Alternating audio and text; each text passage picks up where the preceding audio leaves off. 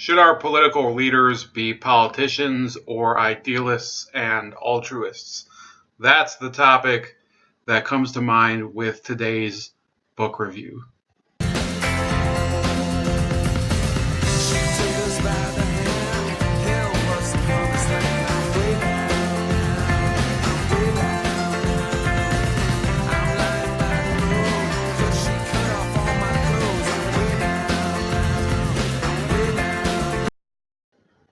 Alright, welcome to this book review of Comrade Corbyn, which is from 2015, I believe, and then there was a new edition from 2016. I'll be straight with you. I did record a review for this last week, but it was so long and so unfocused that I had to redo it. That's how much I care about you guys knowing what's important about a book. Now, I will say that a lot of people might come back from this book review and say, well, why are you being less critical of Corbyn and really ignoring some of the unseemly aspects of his character? Well, this isn't necessarily just a review of it's not a review of Corbyn at all. It's a review of a book about him, and there are a couple of things I think they left out.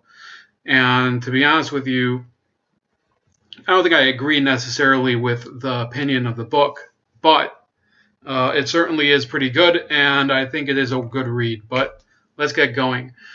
So it does go into some detail about his life growing up in Kingston St. Michael, Wiltshire, and then in Shropshire, which are some areas in the country pretty far away from London, where he lives currently and where he's a member of parliament. And it goes through some of the issues where his parents, including I believe his dad, was a member of the, a number of socialist groups, and they supported the Spanish side, the Spanish loyalist Republican side in the Spanish Civil War during World War II. So that upbringing, living in relative wealth, but at the same time, having a very left-wing upbringing, was an outlier in country Britain at the time. If you were a left-winger, you were more likely at the time to be living in a city like Liverpool or Manchester or London itself, really in an urban area. The labor movement at the time really was centered around union organizing, and in the country there just wasn't as much activity for unions. He was active in high school with the Campaign for Nuclear Disarmament, or CND, which I believe is still active today, and the League Against Cruel Sports, which is against fox hunting, and he joined the Labour Party at age 16. He passed his A-levels with a grade E, and then he did voluntary service overseas in Jamaica in 1969 instead of military service. And he toured South America, visiting places including Brazil, which was under military dictatorship at the time, and Chile, which was under the democratic socialist leader Allende. So that trip was a formative experience for Corbyn, and it would open up his view to a lot of the radical international causes that he supports until this day. And I would say a lot of the description of Corbyn from the rest of the book telescopes from this experience. Corbyn was really more of an international supporter of socialism, whereas his counterpart, who's currently his shadow chancellor, John McDonnell, is a little bit more of an economics focus, but they broadly agree. Now, in the 70s, he became an organizer for the National Union of Tailors and Garment Workers and the National Union of Public Employees, or NUP. And in 1971, he did end up running for, I believe, the local council in Haringey, or whatever you call it. I think I should have included that in here, but he married his first wife, Jane Chapman, in 1974, and then they divorced in 1979. And both of Corbyn's first two marriages were ruined by his devotion to the causes. Okay, he was much more interested in organizing and political activism than he was in raising a family. And in the case of Chapman, he never ended up having kids. They were both serving on the same Haringey Borough Council in London after 1974. In fact, Chapman ran for Parliament 2 times in 1974 and 1979, I believe, for the constituencies of Dorking and in Dover, which are out. Both of them are outside of London. Dorking, I think, doesn't even exist anymore, so it's been split up. So that was his first marriage. His second marriage with Brachita was broken up because he insisted that his kids go to the failing public high schools that were in North Islington, which is where he lived. And she thought, well, principles are principles, but I can't have my kids go to horrible high schools. So he divorced her, or vice versa. I believe she filed for the divorce, and his kids are pretty politically active now. In fact, I think his brother also, Piers Corbyn, is very well known, although he is a climate skeptic. So some interesting things about his family. Now in the 80s, that was the real crunch time for the labor movement. And he was a journalist for the London Labour Briefing, and he campaigned to have the Militant faction included within the Labour Party. He wasn't actually a member of Militant, but we will do a little bit of showcasing of what they are about. He also had a one-year affair with his future shadow Home Secretary, Diane Abbott, who is no peach. And you can actually see her right over here. And he was elected in 1983 as a Labour Member of Parliament for Islington North, and he's never had a result worse than 51%. And having a 51% is actually already a pretty good it's a pretty good result, because usually there's multiple candidates. There's often races where there's several candidates that have good showings. So having a majority, let alone a majority higher than 51%, usually is a pretty good indication. Now, he was mentored by Tony Benn, who was the leader of the more radical faction of the Labour Party in the 1980s. So let's look at a little bit of the material on Militant, which was the Labour Party's Trotskyist, entryist group in the 1980s. And it includes, in fact, some footage of Derek Hatton over here.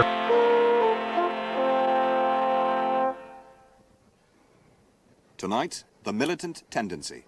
If they gain power, parliamentary democracy would disappear. They may gain power through parliamentary democracy by using the Constitution. But once they go in power, we'd have a one-party state, and there would be no opportunity to change it. Terry MacDonald is a Labour Party constituency chairman and an ex-militant supporter. Ted Grant is the founder of Militant, political editor of the weekly newspaper. We stand for a peaceful transformation of society. We stand for the Labour Party getting a majority in Parliament, and then on the basis of that majority, abolishing the monarchy, abolishing the House of Lords by an Enabling Act, and taking over the 200 monopolies. We stand for complete democracy. But do its followers share the aims of the Labour Party, or should the party expel them in the name of parliamentary democracy? TVI reports the argument over Militant. The weekly paper, Militant, is the motive force of everything else, the dynamic of the militant tendency. Marches, demonstrations, political gatherings are targets for the heavy sell. At 20p a time, Militant claims a weekly sale of 30,000 copies.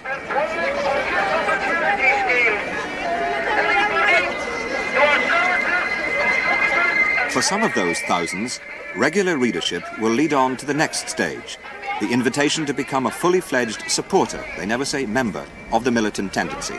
One ex-militant reflects on why it happened to him. I think I was chosen by them as, to quote, a good type, someone who perhaps they could use. What does good type mean? Well, it's a term which they use, somebody who mainly, in fact, they go for people who are virginal in politics. They normally don't go for people who have any kind of background. Somebody who perhaps has shown an interest in trade unionism, or perhaps has been involved in a demonstration sometimes. Someone who they can see has potential.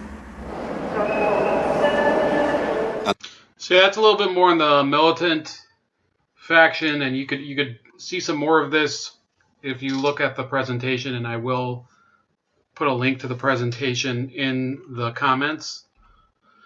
So what happened gradually was that the Labour Party in 1979 had lost power, and the 80s was a dark period under Margaret Thatcher. She spent the entire 1980s, the entire decade, in power, and they just kept losing. I think they lost in 1979, 1983, and 1987 to her, and then finally in 1990, the Conservatives themselves pushed her out of power because she had just worn on people's nerves.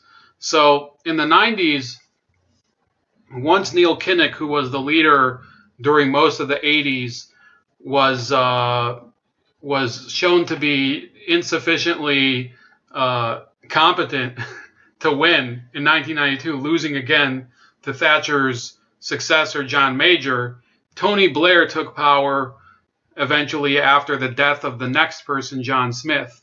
And Blair then sought to bring the Labour Party much, much closer to the center, and he founded New Labour. So there were some concerns off the bat from some of Labour's more stalwart members.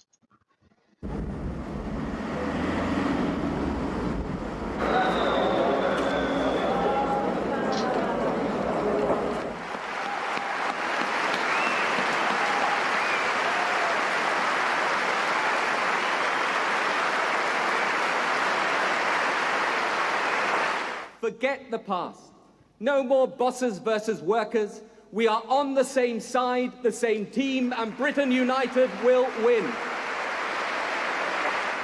Ask me my 3 main priorities for government, and I tell you, education, education, and education. So this rhetoric was much different. It was more geared towards the middle class British voter as opposed to the working class. There's a major difference in British society between working class and middle class society. So Blair didn't resonate with some of the other members, and you'll hear a couple of the responses here. He also later went on to support banning personal ownership of handguns in the same speech, but you can catch that on the presentation later.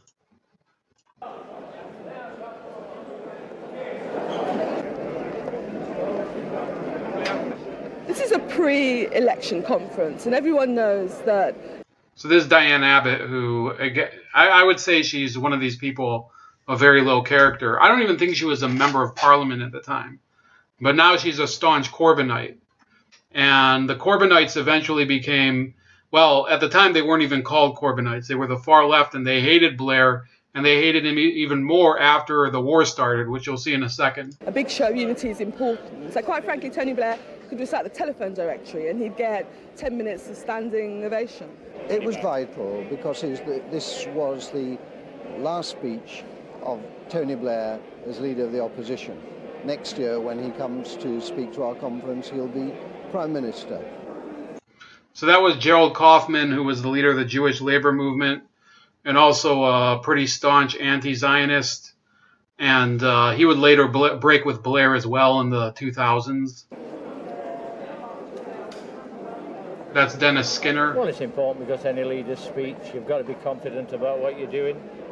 It's not quite the same as in the old days because they use auto cues now and they're able to read off it. So it doesn't have the same sort of feel for me. So you saw Skinner especially as one of the more hardcore left-wing members. I think he's almost 86 now, and he's still in Parliament. So for them, Blair coming to the leadership was actually a step backward for the Labour Party, even though he would end up winning elections. And many of them were huge opponents of the European Union, as Corbyn himself articulated in the 90s. This is something that they didn't go in to detail so much in the book, but I thought you might want to hear some of it. We're here in the Floral Hall. We're listening to reaction of Robin Cook's speech from a number of Eurosceptics, or people who are not that happy with the way things have been going. With Jeremy Corbyn, what's your problem with the way that Robin Cook is handling Europe? My concern is that we need to be very robust against the conditions for the single currency. A single currency would lead to enormous cuts in public expenditure in Britain and a very rapid rise in unemployment. Now, he appeared to make some tilt in that direction. The other one is a concern about democracy in Europe. We have a European bureaucracy totally unaccountable to anybody. Powers have gone from national parliaments, they haven't gone to the European Parliament, they've gone to the Commission and to some extent to the Council of Ministers. These are quite serious matters. People argue against there being a drop in public expenditure by saying that there will be economic growth to compensate. Well, I've heard that argument before, but the reality is we have more poor in Europe per head than almost any other country. The number of people in real poverty is increasing, and the kind of cuts in public expenditure envisaged by the Maastricht criteria would lead to a massive increase in poverty and unemployment in Britain. You cannot wait for growth. You have to deal with the issue of poverty now. So this was the Corbyn of old, and this is something that changes very abruptly once he becomes leader of the Labour Party 20 years later. In the 2000s, he becomes a major member of the Stop the War Coalition. Now, I'll tell you what, these are some pretty long speeches, so we'll watch some of it, but the main thrust of it is that George Galloway, who was a hardcore Labour hardliner, and a number of other members, Ken Livingstone, they decided, well, we're going to oppose the war in Afghanistan in 2001. And then, obviously, they also opposed the war in Iraq in 2003. And you should probably admit, even I don't like Corbyn or Galloway, but they were wise voices at the time in telling Blair not to participate in the war in Iraq and not to believe a lot of the fuzzy intelligence, many of which I believe was directly doctored in order to drum up the war.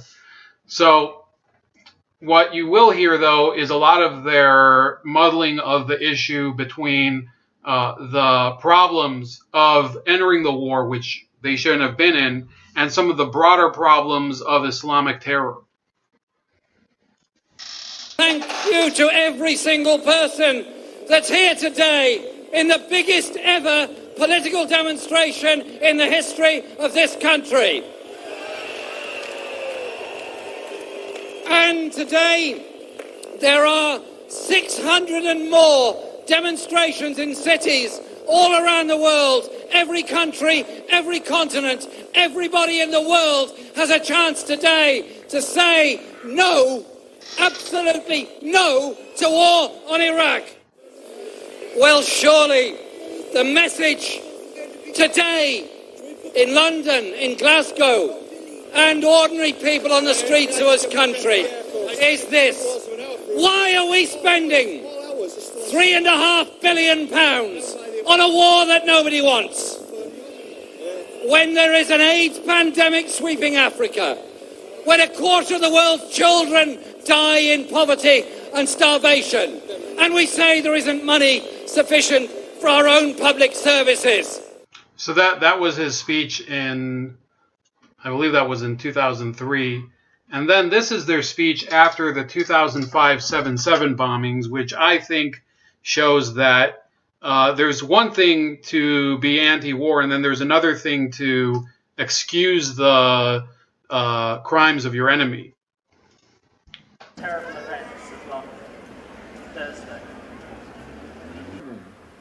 Some of the words were about the destruction of the world by fire.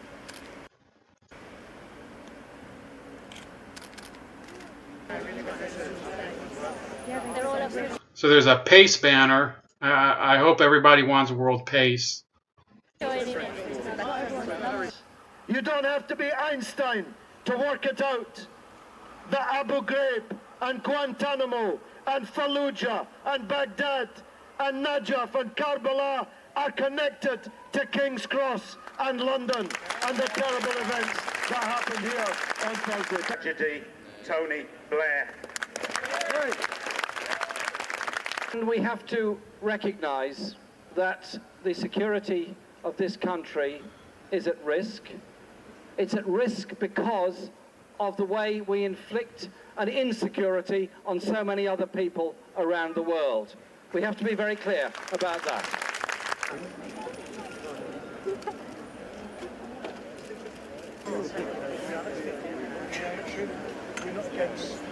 Thank you.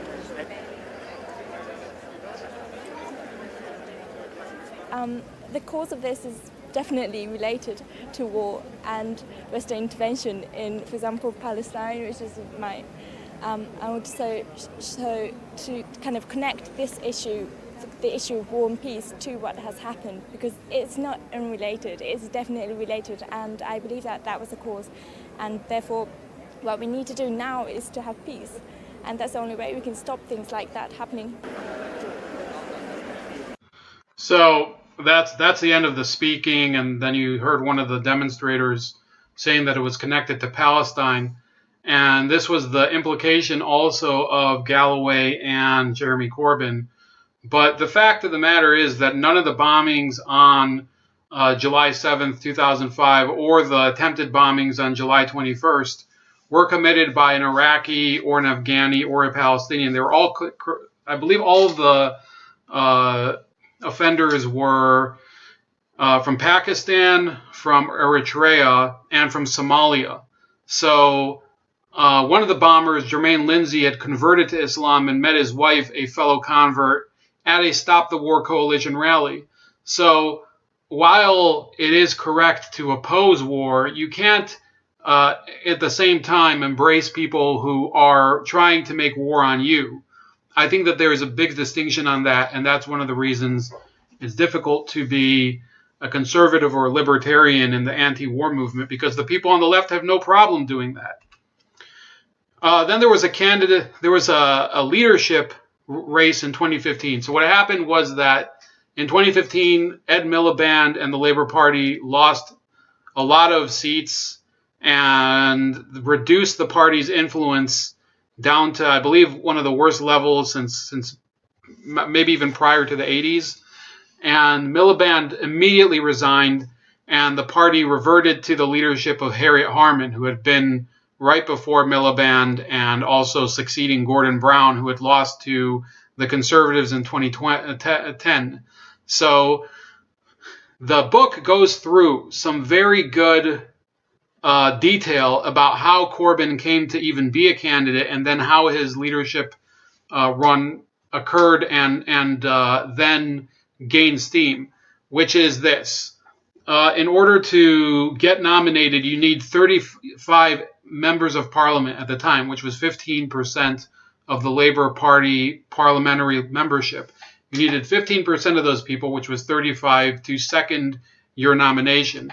And there was an online petition campaign that heavily lobbied members of the Labour Party in Parliament to second Jeremy Corbyn. And the pressure was so strong that even some members of Parliament that were decidedly to the center, or even on the so-called right wing of the party, were forced by people that they knew to give their signatures so Corbyn would run, on the assumption that when he got into the race, no one would support him.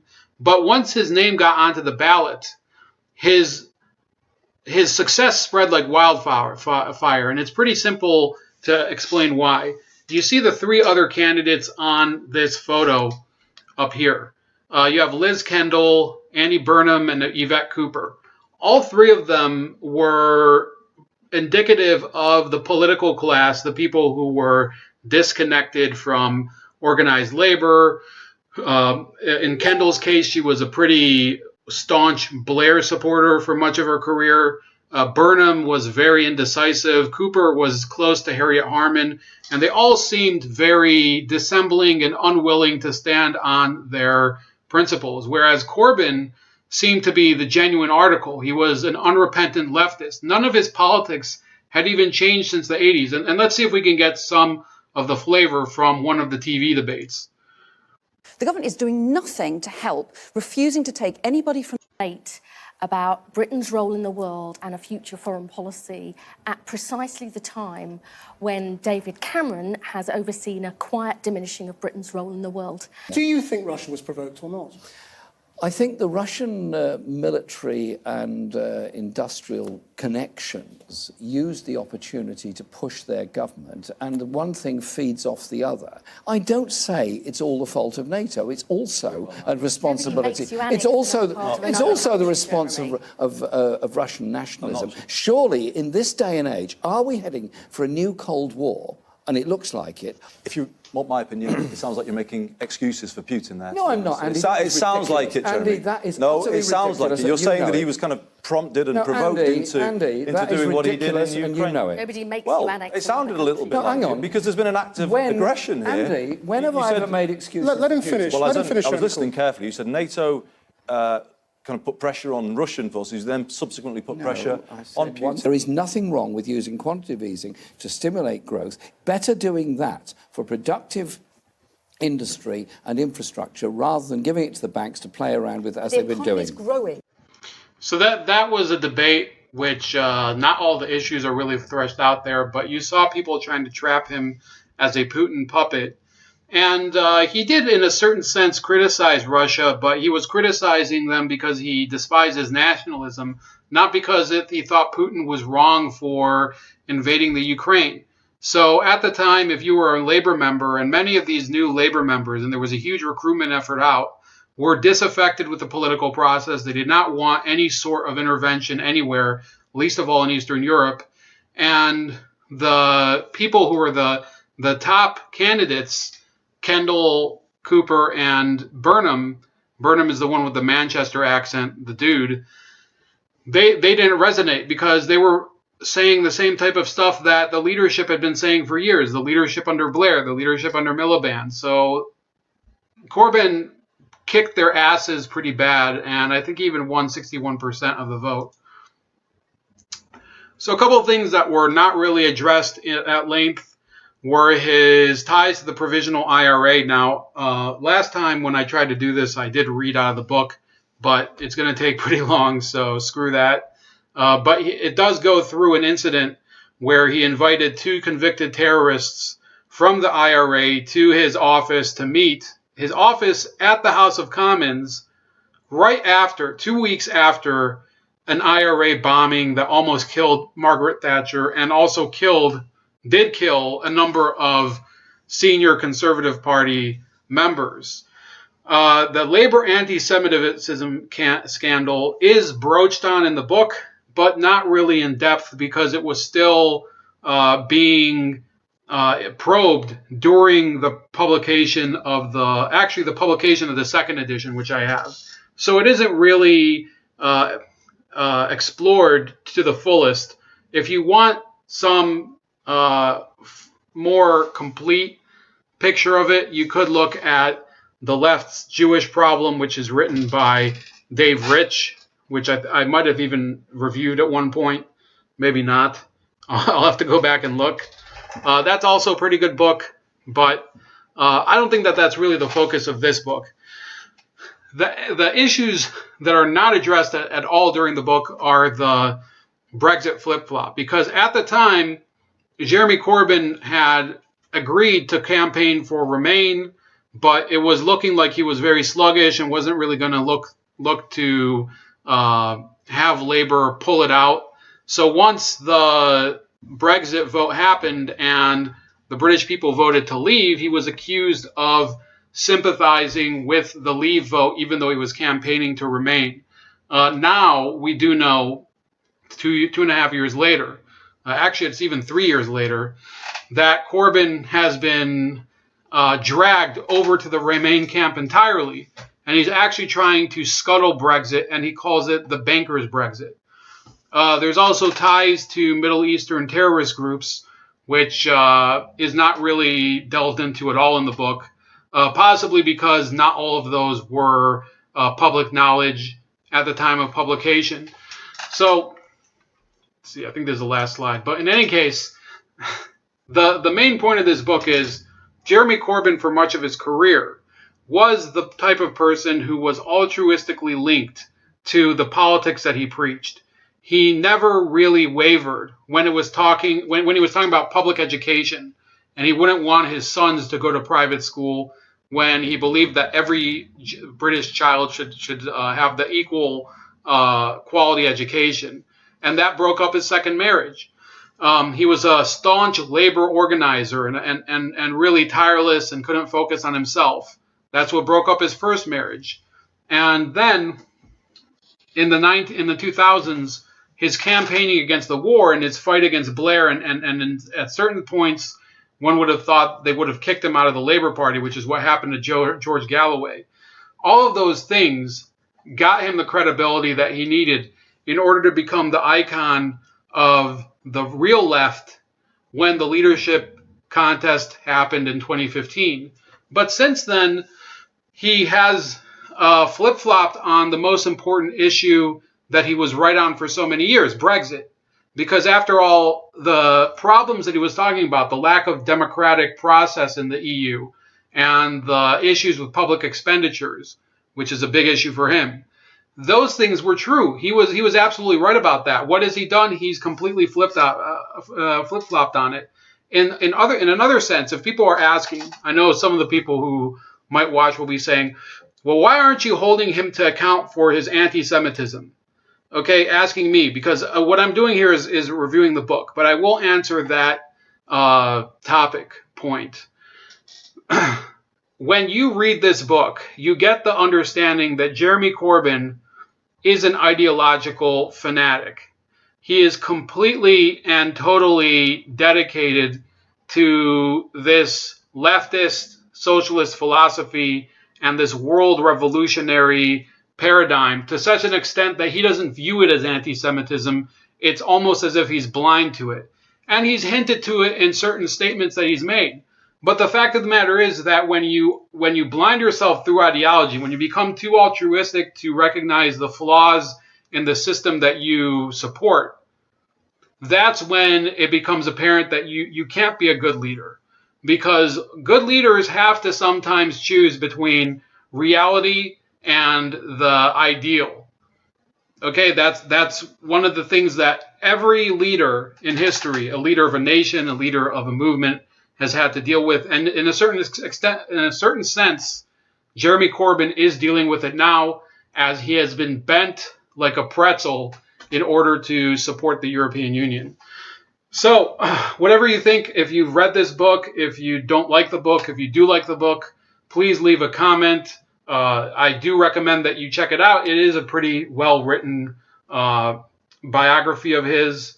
And also, please like, share, and subscribe. Subscribe to me on BitChute as well, and also on Minds and Subscribestar if you want to donate. All of those you can find me at Chef Leopard, and on Gab at Starscream85. And I'll talk to you later.